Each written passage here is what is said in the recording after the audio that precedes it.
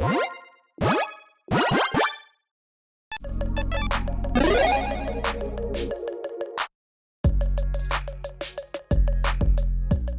everyone, Mitch coming in for the Commander Score Studio. Welcome to the show. So, over the years, I have built an absurd amount of decks, and many of them have been pretty off the wall and maybe different than ones that you normally see. I mean, we got Galta vehicles, we got like Prismatic Bridge, Ink Treader, and now this disgusting creation. This deck is, to my knowledge, 100% unique, because according to EDH Rec, which yes is not the, like perfect thing, but it's the best we got for when it comes to a resource. It's a great resource when it comes to Commander.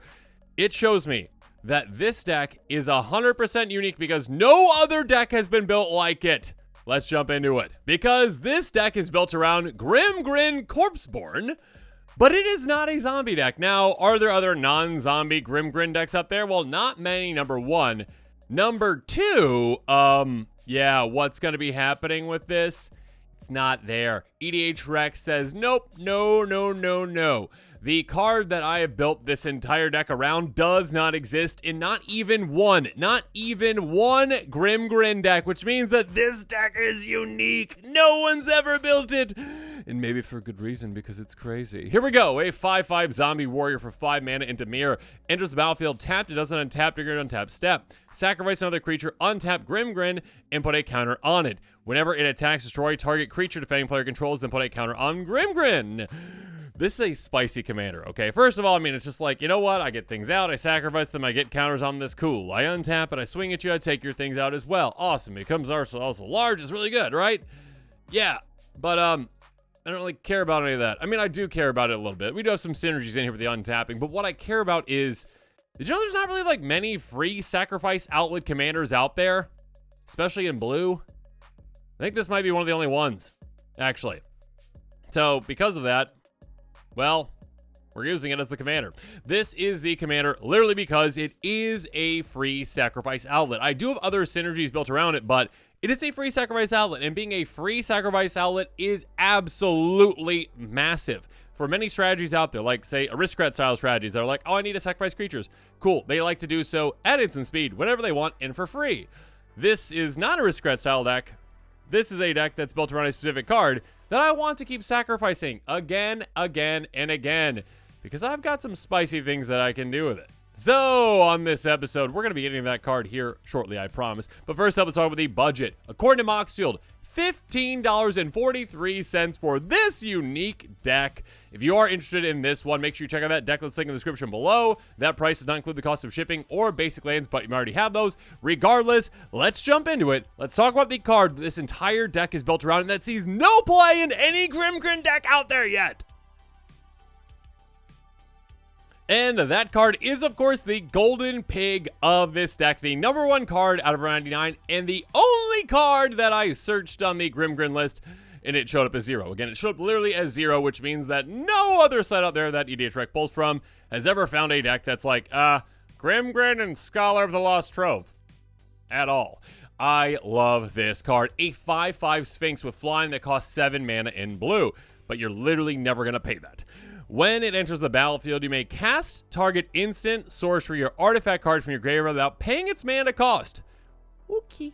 If an instant or sorcery spell casts away, you exile it. Yeah, I mean, that makes sense. Instead of in the graveyard, because that would be very easy infinite. We are not going infinite with this deck, okay? We are not going infinite. What we are doing is we are going to be having this creature maybe cast something that could maybe bring it back. Again, and again, and again. And Grim-Grin maybe has to sacrifice it during this entire loop to do so. So what we're going to be doing is we're going to be reanimating this creature again, for an absurd amount of value. We're going to set things out on the battlefield. We're going to be ready for it, and we're going to say, you know what? I've got half my library in my graveyard, and I'm good to go. Let's get Scholar of the Lost Trove going. Let's sacrifice things with Grim-Grin. Let's make Grim-Grin massive for no reason. I mean, I guess it can be a threat and attack and stuff like that, and I guess we could finish opponents off with that, and we definitely can. But more so, let's just decimate our opponents with the absurd value that we have from reanimating the exact same creature like 20 plus times in a turn. Let's get into it. So, tactic number 2, tutor to the yard, because The first part of our setup might be quite obvious in that we need to actually get the Scholar into our graveyard. So there you go. Lively Dirge, a great new card. Sorcery, we can spray it for +1. Search life for a card, put in your graveyard, then shuffle. Nice. Do exactly that. Buried Alive, 3 mana. Go get 3 creature cards with all in your graveyard, then shuffle. I can't believe this card is budget right now. It is absurdly good. Setting yourself up with other creatures outside of just Scholar can be amazing as well. Speed of which, Auric Lore Mage. Tap, search life for a card, put in your graveyard, then shuffle. Then sorcery. Don't worry about that. Get a counter on this. We don't really care. What we care about is a repeatable way to keep getting more and more and more things into our graveyard, which can be huge. And yes, some of them might be instant sorceries. We get counters on this. We don't really care that much about its power. I mean, I guess later in the game that can become something. But yeah, being able to set ourselves up for the Scholar, then maybe with, say, some reanimation spells that we can get back with the Scholar. Lovely. Violent Tumor. Oh my goodness. On ETB, go search for something. Yeah, we can use and abuse this as well. We do have things that can maybe reanimate multiple creatures, so we'll talk about it here in a little bit. But yeah, great ETB. Corpus Connoisseur. Search your library on ETB for any creature card. Put it right in your graveyard. You can also unearth this to get that effect again. Final Parting, tutor for 2 things. 1 goes in your hand, keep it. 1 goes in your graveyard. Oh no, but actually, oh good, because we're going to be utilizing it, of course. Then there's Gravebaker Lamia. Enters battlefield, search life for a card, put it right in your graveyard, then shuffle. And also spells you cast for graveyard correspondence cast. More importantly, though, again, that great ETB for us.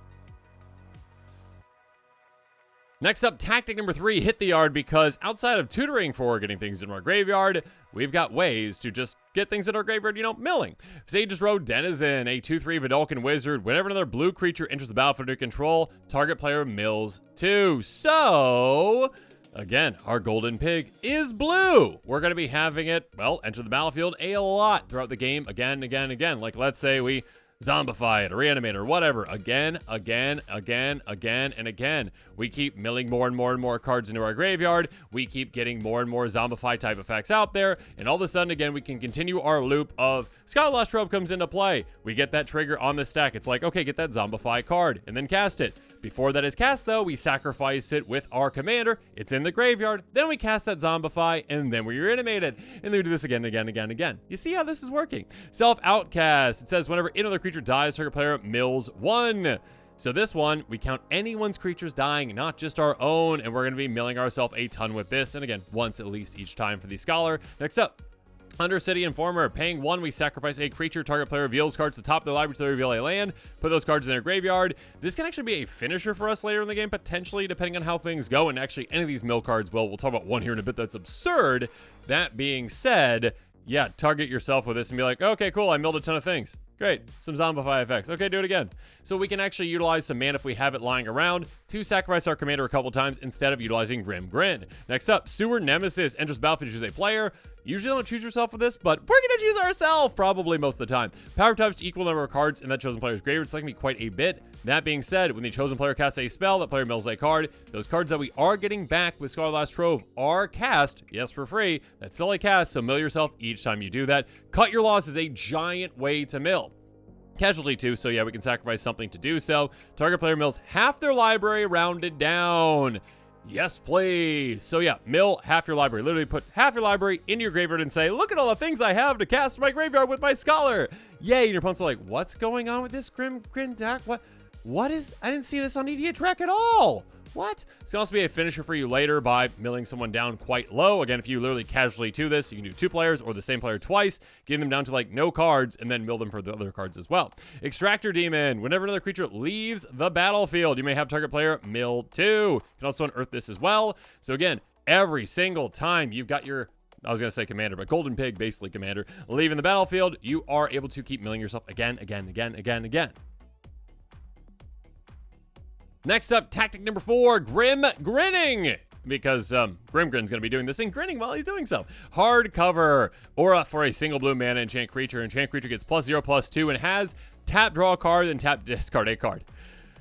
Oh my goodness. So Grim Grin, again, can sacrifice creatures, Scarlet Last Trove, and we can keep taking advantage of its untap when it does so. Again, like, it entering the battlefield tapped, and like having to be untapped is usually a disadvantage for this commander. But with this, we're like, oh, no. You get an ability that every single time you're untapping because you're sacrificing that Scholar, you can now tap to loot, which is amazing because looting is like kind of better than like actual just straight up card advantage in this deck. like destroying a card. I might rather loot most of the time because I get to actually ditch cards out of my hand so that I can get them in my graveyard, and then maybe my Scholar can cast those cards for me. So keep in mind, this is just an amazing, repeatable looting effect. It turns your Grimgrin into a Merfolk looter. What's not to love about that? Stern Mentor, a very weird card that works great with this deck. Soul Bond it with Grimgrin.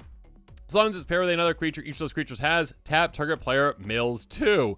Oh my goodness. Now your commander is just a mill machine for you. Again, every single time you sacrifice, well, Scholar, but we'll talk about some other creatures here in a bit, you can mill so much. Again, milling can be a win condition for this deck. There's so many different ways to win, and that could be one. But most of the time when you're starting up, you're just going to be like, okay, I mill myself, mill myself, mill myself, mill myself, mill myself. Look at all these Zombify cards I got. Yeah, we're running like 30 of them. Mill myself, mill myself, mill myself. So much fun. Moving on to tactic number 5, dig deep, and dig deep we shall with Flux. Each player chooses and discards any number of cards and draws that many cards, draw a card. Remember I mentioned that like looting can be better than just straight up card advantage with this deck in some ways? This is a great way to say, got all these cards in my hand from these drawing effects that I have. Let's just ditch them all, get them in the graveyard, and then I can play them for free with my Scholar, and then draw even more cards. Cool. Next up, Gate to the Afterlife. Whenever a non-token creature control dies, you gain 1 life, then you may draw a card. If you do, discard a card. Yeah, we're going to be doing that. So we gain some life. That's nice. More importantly, though, every single time our Scholar dies, which is going to happen quite a bit, we loot. Next up, Grim Harvest. Straight up card advantage. Whenever a creature you control dies, draw a card. Secrets of the Dead. Whenever you cast a spell from your graveyard, which is all our Scholar does, draw a card. Yeah, lots of weird cards can work really well with this deck. Wind Rider Wizard. Whenever you cast an instant sorcery wizard spell, ignore the wizard mostly, but still, you may draw a card if you discard a card. Yeah, we care about just, hey, you know what? We're casting Zombify effect after animation effect after all these other effects. Let us actually just keep looting again and again and again with that. Galvanic Giant. First up, instant is an adventure that costs 7, draw 4, discard 2. That could come in really handy. But when this is in play, whenever you cast a spell with mana value 5 or greater, tap target creature to opponent controls and put a stun counter on it. Here's the thing. A lot of our spells that are reanimation effects actually cost 5 or greater, but again, we're getting them for free, but we're still casting them. So tap down your opponent's armies, and they don't untap for quite a bit. Have fun with that. Next up, Slate of Ancestry. Pay 4, tap, discard your hand, draw a card for each creature you control. That can be an absurd amount. I mean, even just sometimes just discarding your hand can be a great thing. Like if you have Grim Harrow specs and you're like, I need to get some Zombify effects in my graveyard for my Scholar. Cool. Discard your hand. Doesn't really matter if you're only drawing like 2 cards, whatever it is. Okay, that's fine. Keep going. That being said, yeah, we've got a way to go super wide with this deck that we'll talk about here in a bit.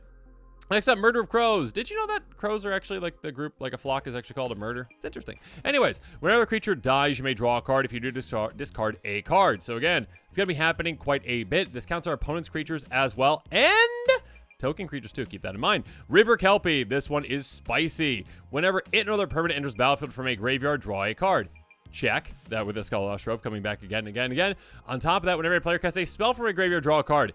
Check. We're going to be doing both. Essentially, every single time you are doing this, every single time you say, sacrifice my Scholar, and it comes back, with the Zombify effect I just cast from the graveyard. Do it again and again and again. You're drawing 2 cards every single time. My goodness. It also has Persist too, which is nice. Then there's Unesh. Oh my goodness. Eddie, you're not the only one with Unesh in a deck. I mean, you've got an Unesh deck, and if you play against Eddie's Unesh deck, target Eddie first because it's gross. Omniscience. It's Omniscience. And then Dream Hulls, what other one is? Anyways. Unesh, 4/4 Flying Sphinx. Sphinx spells you cast, goes cast. Nice, I guess, but we're not really going to cast the Scholar. I guess we can the first time if we really want to. Anyways, whenever another Sphinx enters battlefield under your control, reveal the top 4 cards of your library. Put some of those cards into 2 piles. Put 1 pile in your hand, the other in your graveyard. Basically, a smaller factor fiction, again, at 4 instead of 5. But every single time our Scholar Last Trope comes into play, we get this decision. We're getting, let's just say 2 and 2, but it might be 1 and 3. Regardless, we're getting the right cards that we want to in our graveyard, the right cards in our hand. Keep doing this again. Oh my goodness, the amount of value you can have is just crazy. Next up, tactic number 6, reanimate the usual way, because these are just like straight up regular reanimate effects. We'll talk about the weirder ones here in a little bit. There's 14 of these though. Again, I said there's a lot of reanimation effects. Let's go through it. Geth Summons. Bring back a creature from the graveyard to the battlefield. Okay? Your graveyard. This one also says, like, poison counters. Don't worry about that. I guess if an opponent's using poison, then you have to worry about it, but you just get extra things, okay? Zombify, straight up just regular reanimating a creature from your graveyard back to the battlefield. Beacon of Unrest, creature from any graveyard back on the battlefield. Keep that in mind. You also shuffle it back to its owner's library. Bond of Revival, reanimate a creature from your graveyard, it gets haste. Egger's Awakening, your graveyard. Also, if you discard this, which can come in handy, pay a single black, bring back a creature card from graveyard to hand. So basically Madness, which is weird. Anyways, Graveyard Shift. You can cast it for a flash if you got 5 or more mana values, which probably is going to happen, but also bring back a creature from your graveyard to the battlefield. Then there's It Doesn't Add Up. This is instant speed. Also, the creature suspected, your graveyard. Necromantic summons a graveyard, not just your graveyard, back into play. There are 2 more instant sorcery cards in your graveyard, which there are going to be. That creature enters the battlefield with 2 additional counters on it. No One Left Behind. If you target a small creature, cool. It costs less, but most of the time you're just casting for free anyways for your Sphinx. Turn a creature card from your graveyard to the battlefield. Turn Upon a Tide, your graveyard again. If it's an elf, it's not going to be. Don't worry about that. You can also foretell it, though, for cheaper. Rise from the Grave, any graveyard, it's also going to be a zombie. That probably doesn't matter at all. Unbreakable Bond, being brought back from your graveyard, lifelink counter on it. Also probably doesn't matter, but that's nice. Vat Emergence, bring back creature from a graveyard. Nice, anyone's graveyard, but also Proliferate, which could come in handy, I guess. Then we got Yawgmoth's Vile Offering. This one's pretty interesting, actually. 1 creature from a graveyard or a planeswalker from a graveyard back on the battlefield under your control. You also destroy a creature, then you exile this. It is a legendary sorcery. If you have Grimgrin in play, great. Which, I mean, you kind of need to play to do this whole loop anyway. So there you go. Next up, tactic number 7, Reanimate Mill, where we talk about reanimate spells that mill as well. There you go. Makes sense, right? We've got Cauldron's Gift, 3 black mana spent to cast a spell, you mill 4, and then you get to reanimate. Again, creature card in your graveyard, additional counter on it, that's nice. So keep in mind, if you are utilizing this and just casting it, you can get that effect. If you are just getting it from your graveyard with Scholar, you're not getting that. Defossilize, bring it back, and then explores and explores again. So that creature exploring again can be a way to get lands in your hand off the top of your library, or decide to put those cards in your graveyard and get counters, but you're not going to care about that really. Extract from Darkness. Each player mills 2, then you put a creature card from a graveyard on the battlefield under your control. Path of the Schemer. Everyone mills 2, put a creature card from a graveyard. It's also an artifact, which really doesn't matter all that much, and that plane shift stuff doesn't matter either. Next up, Summon Undead. Mill 3, return a creature card from a graveyard. Sorry, your graveyard. There you go. Keep in mind with these. Your graveyard, a graveyard, it does matter, but most of the time, it's just going to be a Scholar, but we do have some really spicy things that make it matter a little bit more. Anyways, back to the battlefield. Then there's Concoct. Surveil 3. So again, things in the graveyard. Then return a creature card from your graveyard to the battlefield. Or you could connive and gain control of a small creature if you really want to do that. Now, you probably thought we were done with reanimation effects, but that was if you missed me saying that we have like 30 of them or so. Yeah, tactic number 8, reanimate multiple. We can bring back multiple things. So the Sphinx can have a friend. Victimize. Choose to start creature cards in your graveyard. Sacrifice a creature. If you do, return the chosen cards to the battlefield. Tapped. Dread Return. Bring back a creature card from your graveyard to the battlefield. You can also flash it back by sacrificing 3 creatures. And we'll talk about some ways to make an absurd amount of creatures here in a little bit. Ghoul's Night Out. That's a cute name. For each player, choose a creature card in that player's graveyard. They come into play under your control. They're zombies and they also get decayed, so that's fine. Don't care about the decayed all that much really, but yeah, cool. Bring them back. Thrilling Encore. This can be spicy and massive. Put on the battlefield under your control all creature cards in all graveyards that are put there from the battlefield. This turn, so if a board wipe happens, they're all yours. Next up, Rid Return. Basically, a reanimation effect for your graveyard, but you can cipher it onto something, so there you go. Then we got Ever After. Bring back 2 creatures and put this on the bottom of the library. So, cool, good for that. They're also zombies. Doesn't really matter all that much. Thwart the Grave. Return target creature card in up to 1 target cleric, rogue, warrior, or wizard card from your graveyard to the battlefield. This actually does matter because we do have, last time I checked, rogues and wizards, and quite a few wizards actually, so you can actually reanimate 2 with this. Then there's Boneyard Parlay. Exile to 5 creature cards from graveyards. Opponent separates this card into 2 piles. You get basically Fact or Fiction, some in the graveyards, some into the battlefield under your control, depending on what's chosen. But now we want to do tactic number 9, big plays, because, yeah, I've been kind of alluding to some of these things, and you can do some crazy, spicy things when things are going on. I love it. Now, to set things up, Ringsight, a great card, though. The ring tempts you. Go get any card that shares a color, basically your commander, essentially. So, yeah, any card in your deck, for the most part, go get it in your hand. Get yourself set up to do some good things. Ethereum Spinner. Whenever you cast a spell with mana value 4 or greater, again, basically every single one of our reanimate spells. In fact, I think every single one of them. Hey, all of a sudden you're getting a 1/1 Thopter. Next up, Murmuring Mystic. Cast an instant sorcery spell. You get a 1/1 bird. You see where this is going. Tolerant Sky Summoner. Cast an sorcery spell. You make a 2/2 Drake with flying. Again, you can go wide. You can get creature tokens. You can actually utilize these again to untap Grin. That's kind of a spicy win condition potentially again with that like mill effect, the soul bond. Yeah, kind of fun to do that. Anyways, you can do some cool things. Even spicier, though, might be Consuming Aberration. Oh my goodness. Power and toughness equal number of cards in each opponent's graveyards. Whenever you cast a spell, each opponent reveals cards to the top of the library until they reveal a land card and pose cards into their graveyard. They need like a new name for that, like Mill Till Land. That would solve it. Anyways. Basically, again, when you are doing this craziness, again, you are casting those spells with the Scholar. So, you cast spell, you mill your opponents. Unfortunately, this doesn't mill you, but you mill your opponents. Mill your opponents. Okay, cool. You do it again. You mill them again. Every single time you're doing this, thing's getting like an additional like 6 power at least for the most part, really. And then it keeps going again and again and again and again and again. You're getting your opponents either out of cards or really, really low. And then again, you've got other mill type effects to take them out and wipe them out, like we've talked about before. Invasion of Arcavios.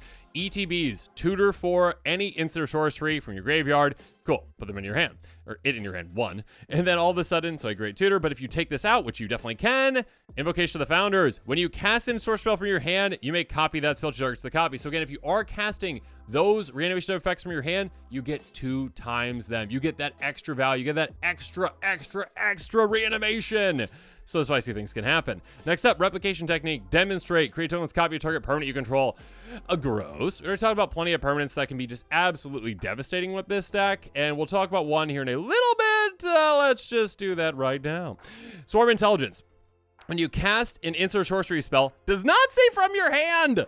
You may copy that spell, you choose targets to the copy. Yeah, that counts the spells that we're casting out of our graveyard because they are cast, which means that we do duplicate those spings, which means that every single time we cast one of those zombify type effects, we bring back our Scholar and another creature. Again, if it says your graveyard, from your graveyard, and if not, we're reanimating whatever the best creatures are out of our opponent's graveyard. So we go with like Consuming Aberration, you mill players so much, or your other effects too, get great creatures in the graveyards, and then steal them. I get pretty excited about this deck if you can't tell. Scourge Familiar, a great card as well to really keep things going. Discard a card, add black. Again, at a certain point, it's going to be better to get certain cards into your graveyard than being in your hand. Your hand is not useless. It's great, but you'd rather have certain things in your graveyard so you can cast them for free with Scholar. So all of a sudden you're like, oh, okay, cool, I'll discard it. Oh, free mana, yay. Now I can use that on other things. So yeah, you can do some really spicy things where you're setting yourself up like this.